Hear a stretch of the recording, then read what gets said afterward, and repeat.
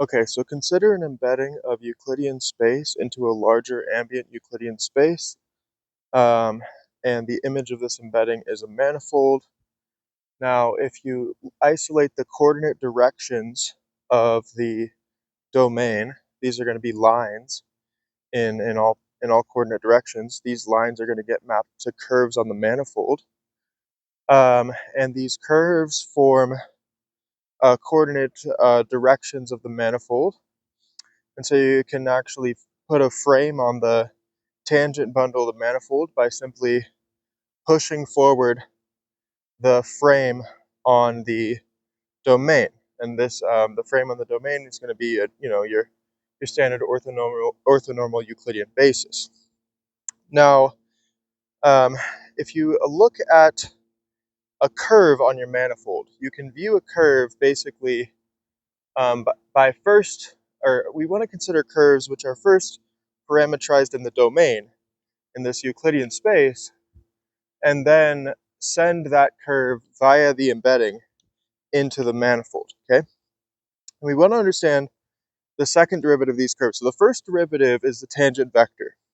And if we reparameterize this curve according to its arc length, then this tangent vector will have constant magnitude, okay? And so then when we take the second derivative, as in like calculus 3, we take the second derivative, and the magnitude of that second derivative is the curvature, and the direction of that second derivative is the normal vector. It's orthogonal to the tangent vector, okay?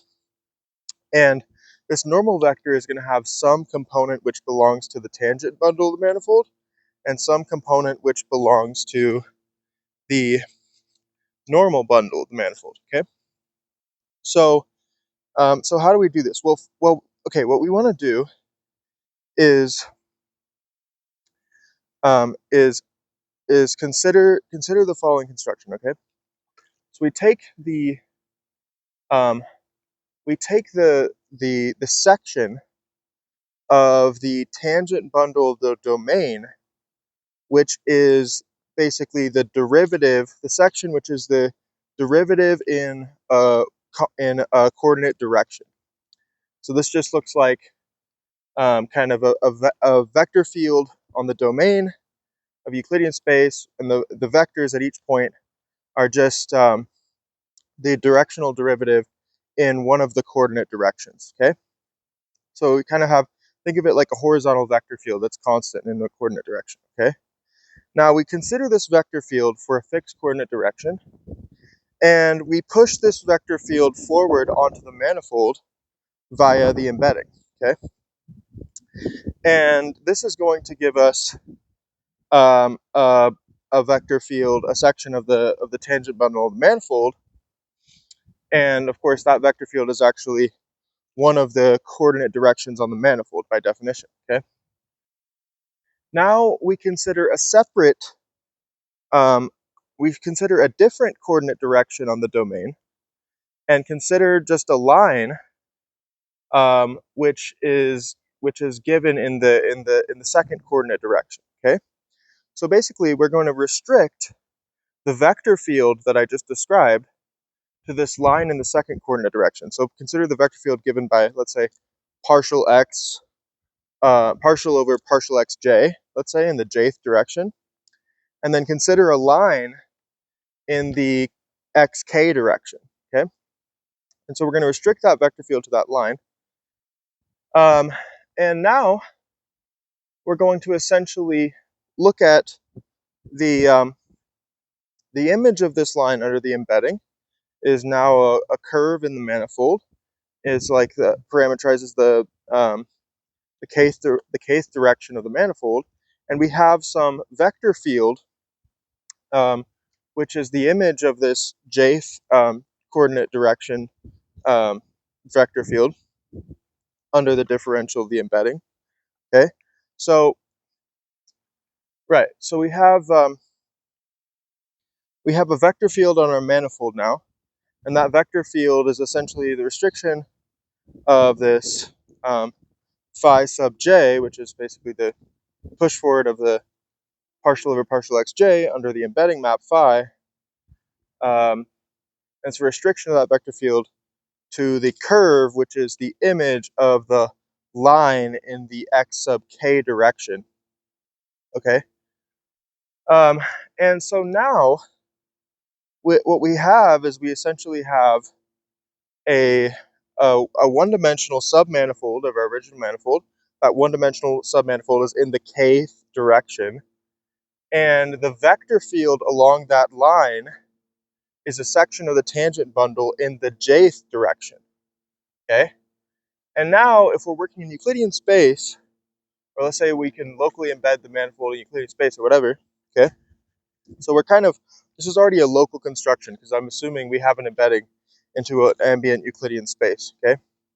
So, right, so now what we're gonna do is we're essentially gonna identify all of those tangent spaces, okay, along our one-dimensional submanifold.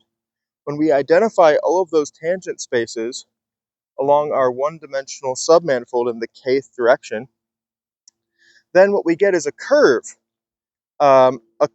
which represents kind of how the jth um, um, basis vector of this coordinate frame on the tangent bundle of the manifold, how that is changing in the kth direction. Okay, so let me repeat that because that's the key idea, is that when we identify these tangent spaces on this one-dimensional submanifold in the kth direction, what we get is if we look at the vector field that I described, which is the image of the frame, which is the kth, which is the partial over partial xj frame of the domain pushed forward under the embedding.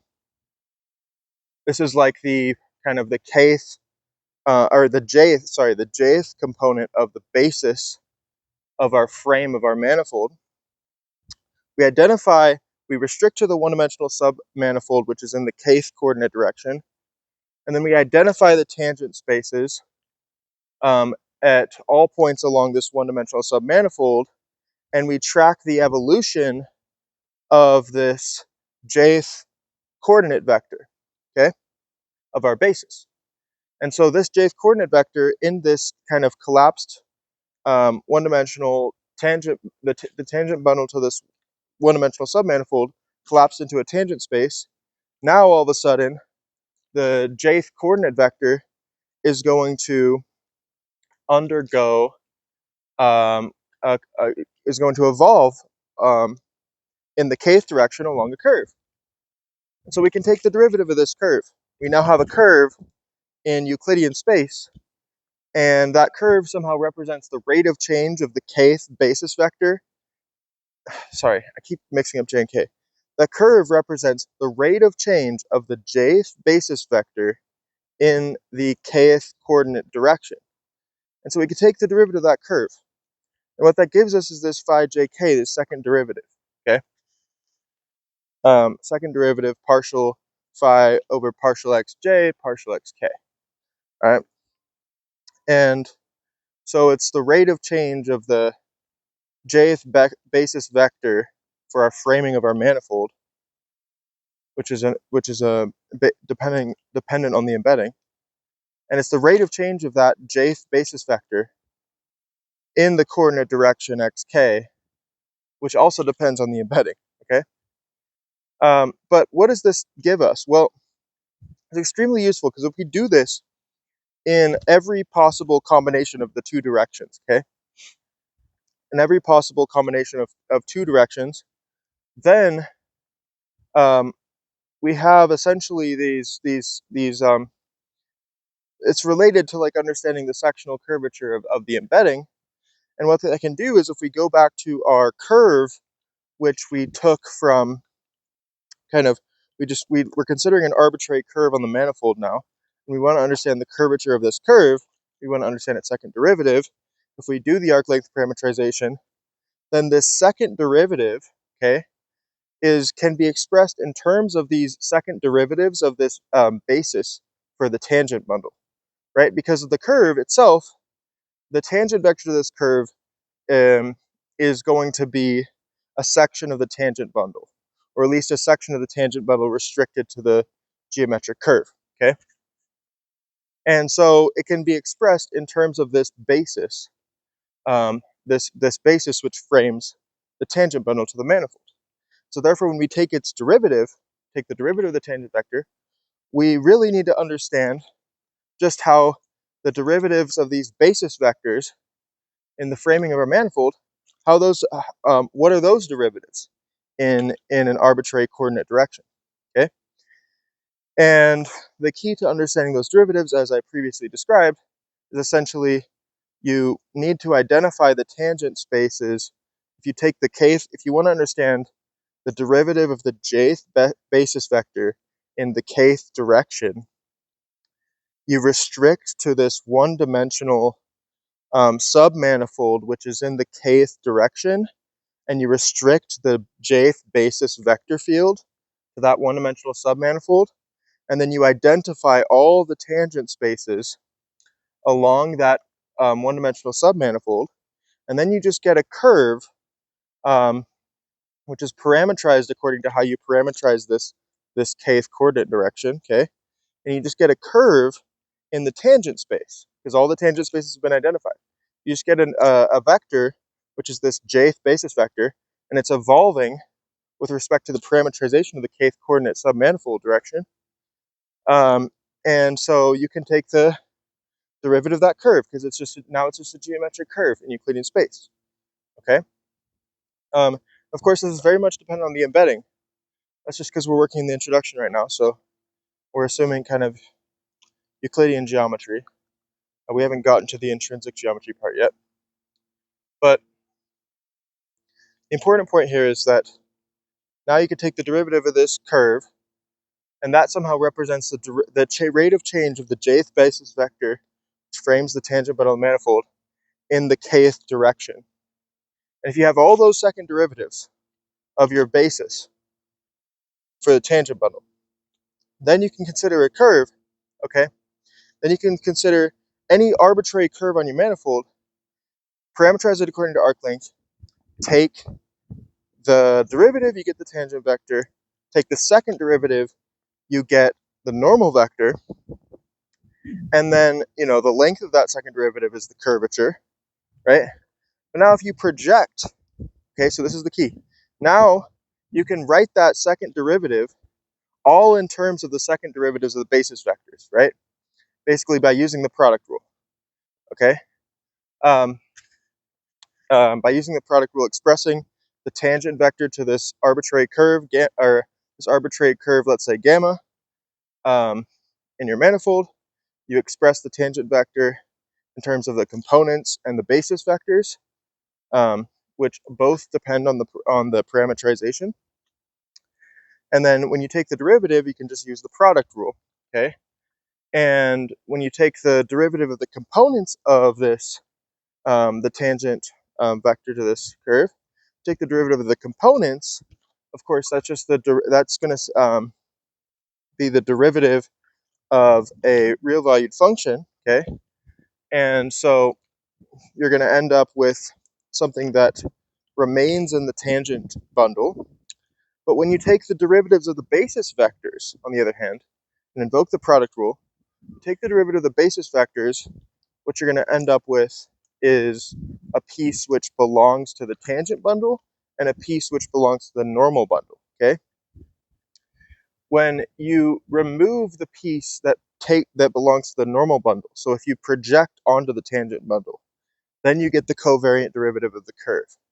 And that can be expressed entirely in terms of these second derivatives of the basis vectors for the tangent bundle, which can alternatively be expressed in something called the Christoffel symbols, okay? And there's a formula for these Christoffel symbols that's based on the metric. What you need to understand is that what these Christoffel symbols are they're the coefficients, the Christoffel symbol like lambda, let's say upper script L, lower script JK, is going to be the coefficient of the second derivative of the embedding with respect to the JK, so like partial phi over partial xj partial xk. All right, so that's the second derivative. Those are the two lower scripts of the Christoffel symbol. And then the upper script is just the component of that second derivative in the Lth direction. Okay, if the upper script is like an L, then that Christoffel symbol is just the component of the jkth second derivative in the Lth coordinate direction, where the Lth coordinate direction is, of course, with respect to the same basis which frames the manifold. So these Christoffel symbols, of course, assume that you can express the second derivative of the embedding in terms of the basis of the frame for the manifold, for the tangent bundle manifold. And of course, that's not in general true.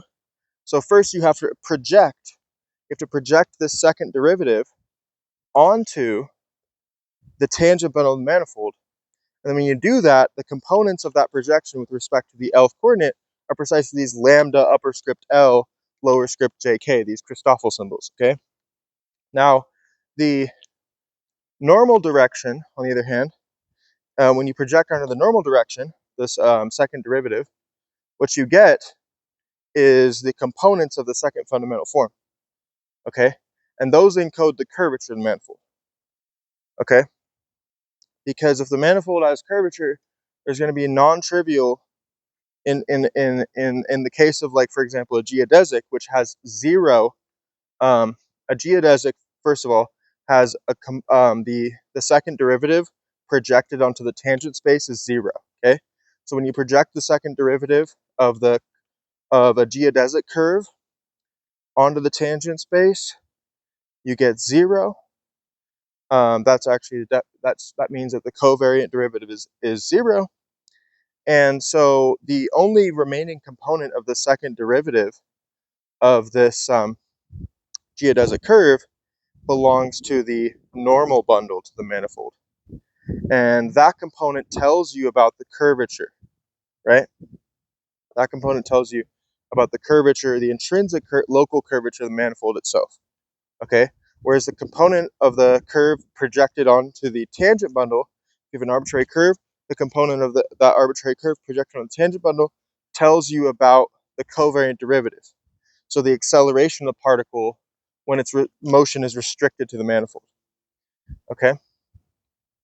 And of course, this calculus can be done, basically, calculus, classical physics, for example, can be done in a manifold setting if you use these Christoffel symbols, which essentially give you the ability to compute the covariant derivative. Again, the covariant derivative is a projection onto the covariant derivative of a vector field along a curve, right, is a projection of the derivative of that vector field along the curve onto the tangent bundle manifold.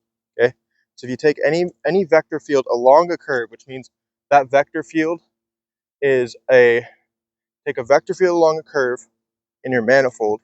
When you say along a curve, that means that the vector field is tangent to the manifold. Okay, then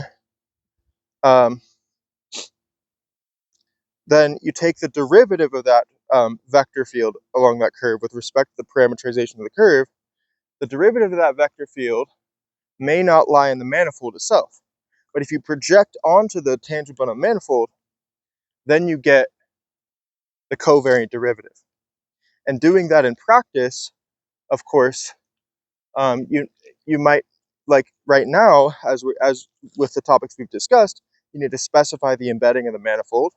And once that embedding is specified, right, then you can determine these Christoffel symbols, which are essentially the coefficients of, again, the second derivatives, basically the derivative of the basis vector fields of the jth basis vector field in the kth coordinate direction. You get these second derivatives, you project them onto the tangent bundle. The coefficients of that projection in the Lth coefficient of that projection is precisely the Christoffel symbol lambda LJK, and that allows you to express the derivative, or that allows you to explicitly calculate the projection of the derivative vector field along a curve onto the tangent bundle. Okay,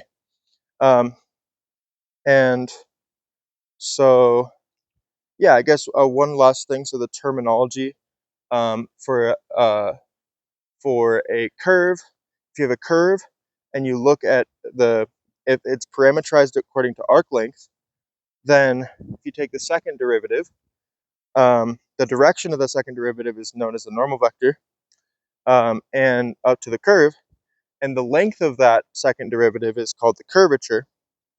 Now, if you project onto the tangent bundle, okay, if you project the second derivative onto the tangent bundle, then the magnitude of the corresponding vector is called a geodesic curvature.